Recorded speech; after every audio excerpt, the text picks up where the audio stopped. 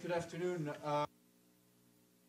Briefing today with our guest, David Shearer, who is the Secretary General, Special Representative in South Sudan and head of the UN peacekeeping mission there. David, welcome, and you have the floor. Thank you very much. It's a pleasure to be here. I thought what I might just do is just spend 3 or 4 minutes just sketching out what's happened over the last few months, and then I'm sure you've got your questions, and I'll answer your questions as I can. As most of you know, there was in September, there was a peace agreement signed in South Sudan. It was a big step forward. It was helped facilitated by IGAD, the East African collection of countries, and but particularly pushed through by Sudan in Khartoum. A lot of the discussions happened in Khartoum. Since that time, there's been a number of positive things that have happened. Right now, as we speak, opposition members who were once at war are now in Juba, and they're participating in the peace process, and it's moving forward. They work moving around without any problems from the government or whatever. Secondly, what we have seen is 16 or 17 peace meetings that have occurred across the country. Many of these have been facilitated by UNMISS and brought opposition and, again, government figures together and their armed forces together, and they've had discussions, and it's been done amicably.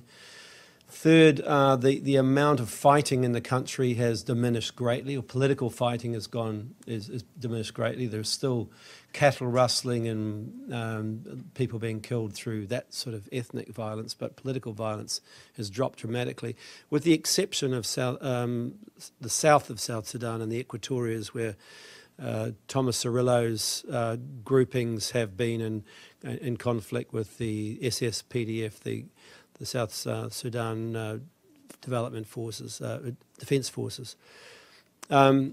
And lastly, and I think quite positively, is we're seeing a number of people in the protection of civilian sites and across the country as well, expressing a desire to go back to their homes. And so in effect, the peace agreement and the success of the peace agreement will be in some ways measured by the way that these people go back. So in approximate terms, there's about 130,000 people come back from neighbouring countries.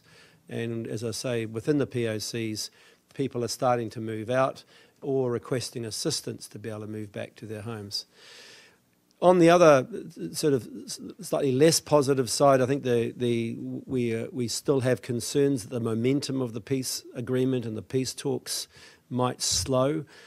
Some of the meetings that have been going on have lacked some substance, and there's been a lack of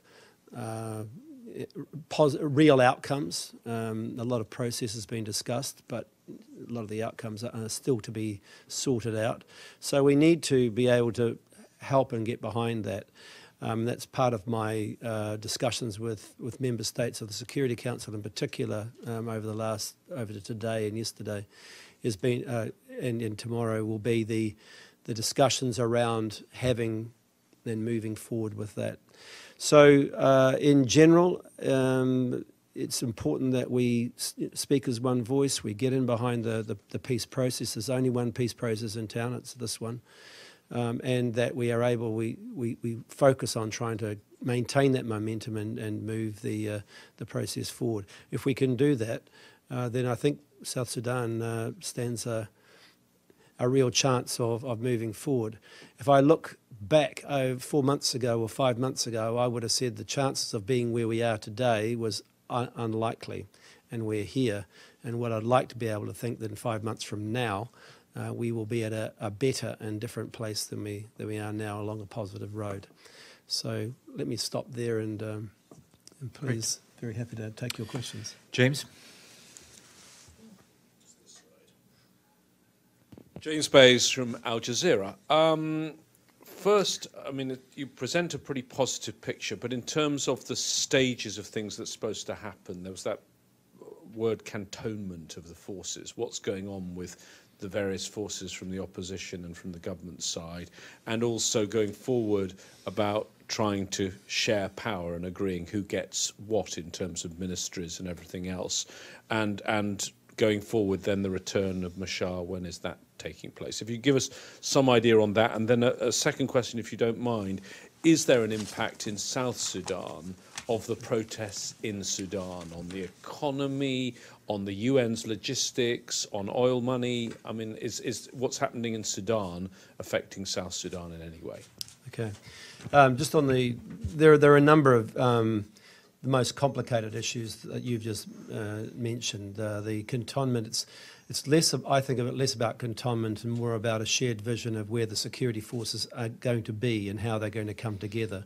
So the cantonment is one part of that process, but it's also about security sector reform, how the Mashar forces and the Kiev forces and others come together.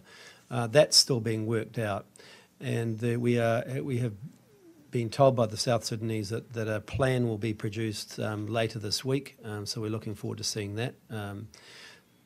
On some of the other issues in terms of portfolios, that's still to be worked out between particularly with the South Sudanese Opposition Alliance, the alliance of the non-Riek Machar groupings, deciding exactly who's going to be their vice president candidate is going to be important.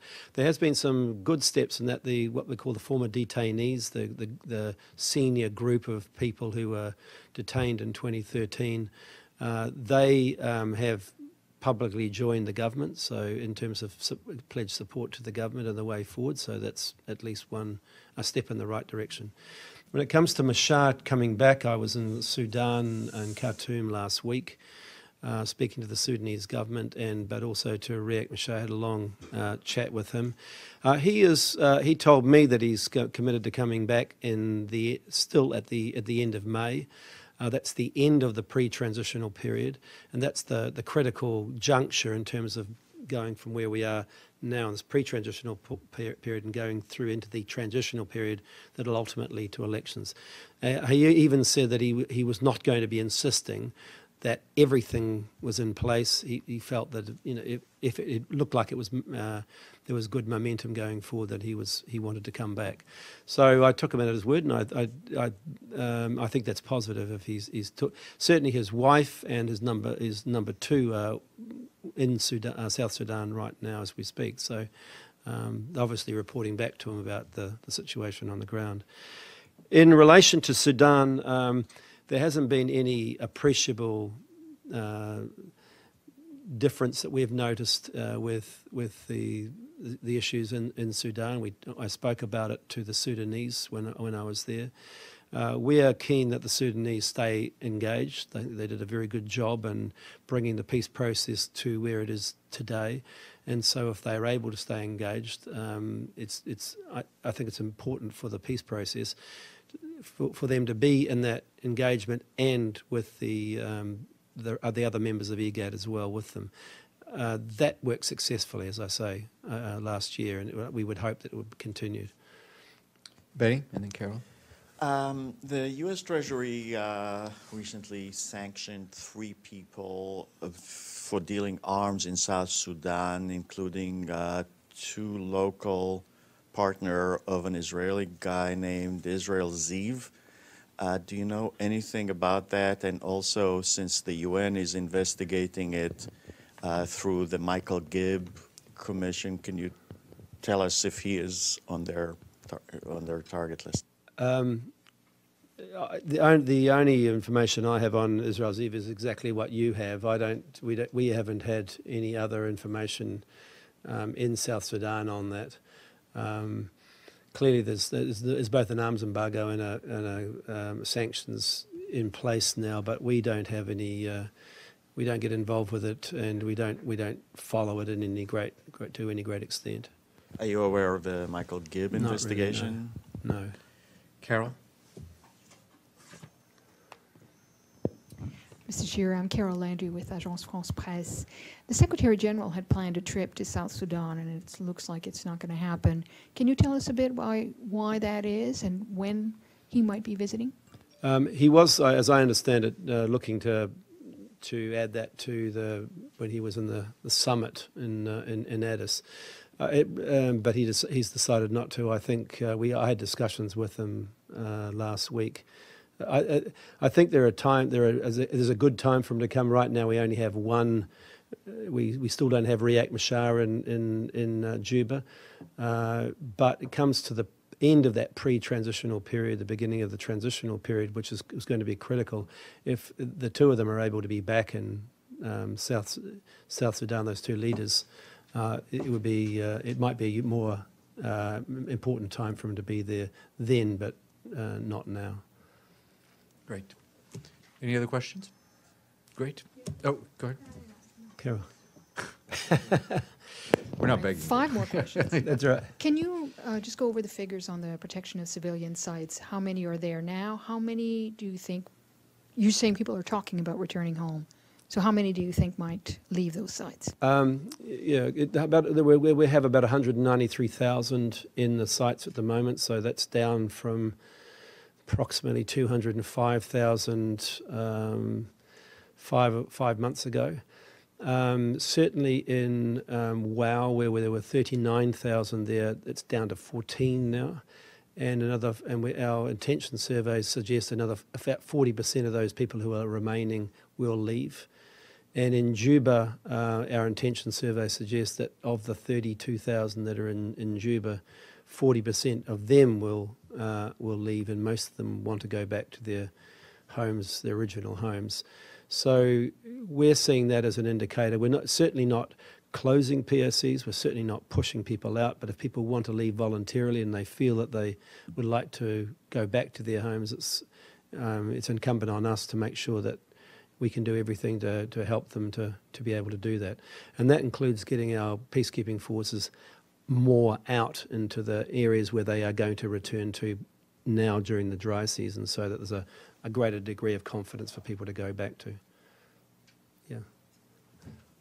You're hogging the limelight there. Okay, sorry. The last time that Riek Machar returned to Juba, as you know, it was disastrous. What has changed in that tandem that now they can work together, they can govern together? That's a good question. I think in 2015 it was certainly a different scenario. The agreement that came about was there was both sides had some reservations about what they had signed up to, so they weren't particularly happy with it. I think the situation on the ground has changed in terms of the government is in control of a large area of territory now.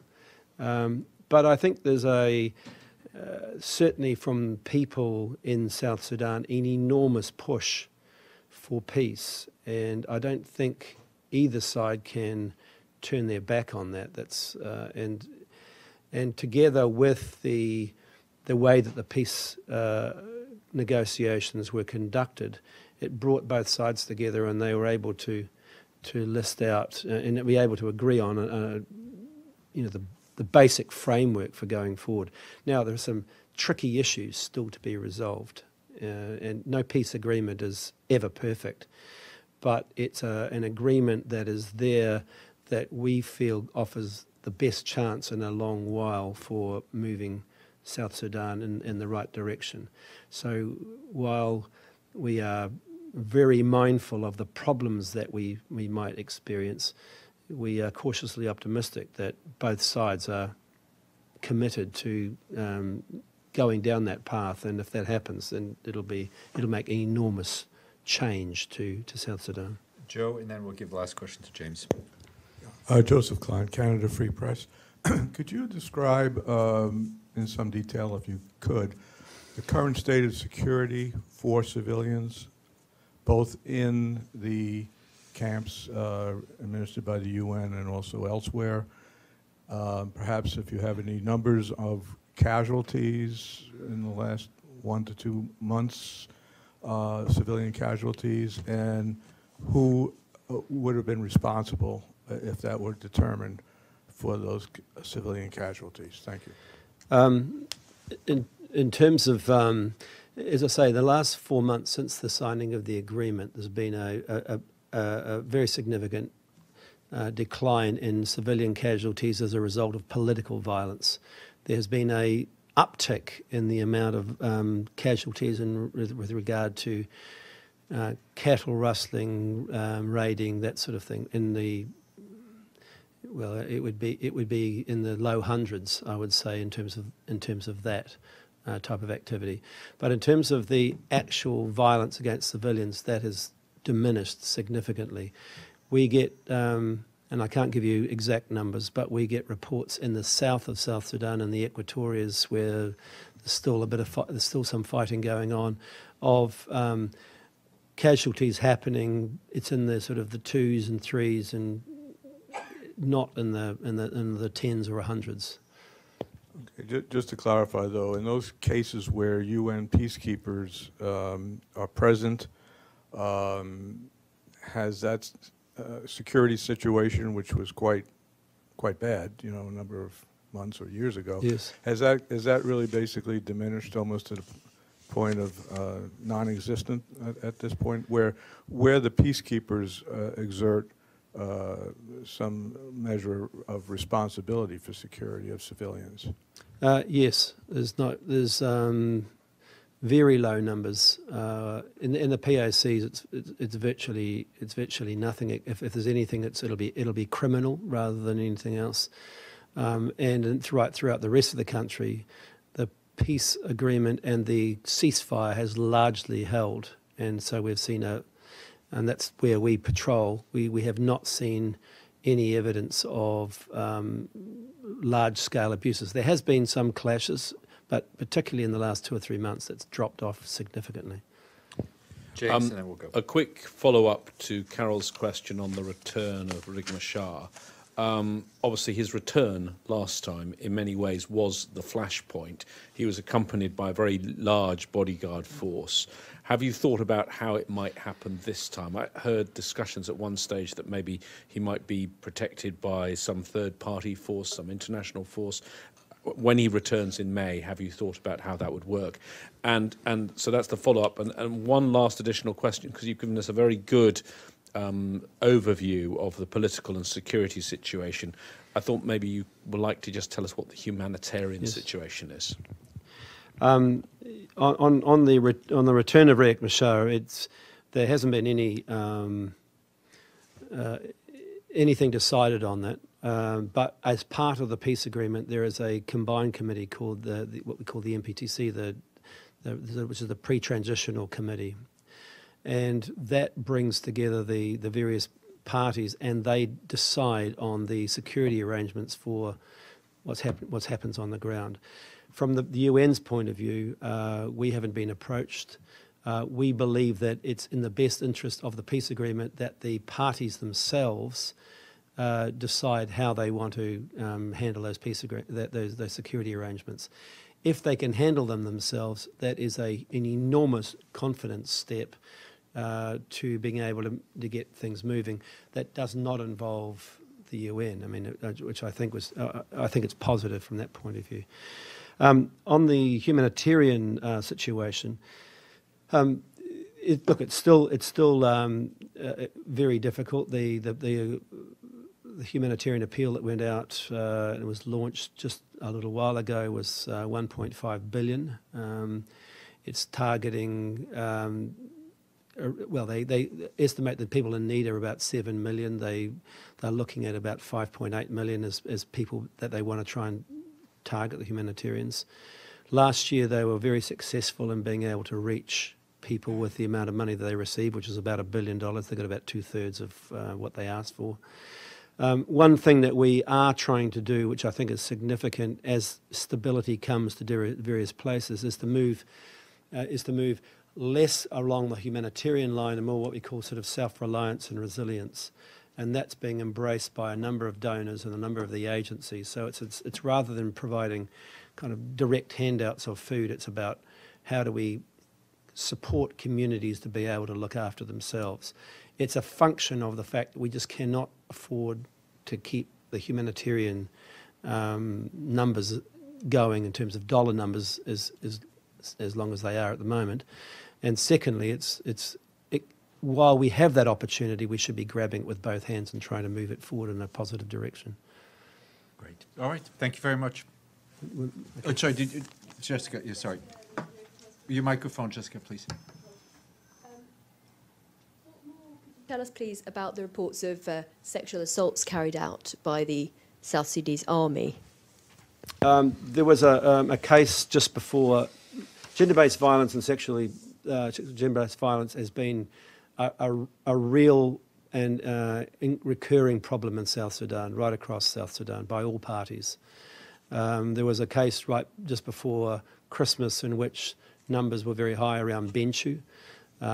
We investigated that. We have a report that's going to come out in about 2 weeks' time. It's currently with the government. We always share our reports with the government before they come out. I will say that the numbers are appalling. At the same time as that was happening, we have also done the biggest problem with sexual-based violence is impunity, that people can do it and get away with it. And we have been working with the South Sudanese Ministry of Justice. And currently, at the moment, we have mobile courts in the same area for people who are caught and are being prosecuted, and if found guilty, they're being sentenced. This is the first time this has happened. It's happened over the last 6 months. We've been very encouraged by the degree of willingness that the government have had in terms of working with us on it. So we've flown judges and prosecutors into these places, and they've been able to hear these people and try them.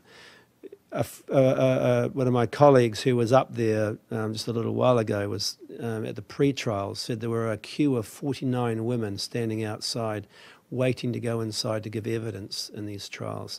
There is a real appetite by women in these areas to stop the impunity that's continuing and to move on. And I think it's something that we will be advancing and expanding on in the coming months. Yeah, can I just ask a follow-up on that? So if you run the numbers by the government in terms of sexual violence, how much do they try to quash the information or play it down, or how much do they argue with you over the numbers? Thanks. We haven't, on our numbers, we haven't spoken to them about it. I think most would acknowledge that there is a problem. The actual numbers themselves are always open to dispute. We had a number of investigators in there who are very experienced in dealing with this for about a month. So we didn't try and replicate what had the earlier reports. We did our own investigation. I can't really go into the numbers now until that report has come out. But we have an ongoing discussion with the government about our concerns about sexual-based violence. There's some pushback, but as I say, there's also some encouraging signs from the Ministry of Justice that they want to move on this and end the impunity, the culture of impunity that's been so pervasive. Right. Thank you very much, Thanks. David. Appreciate it.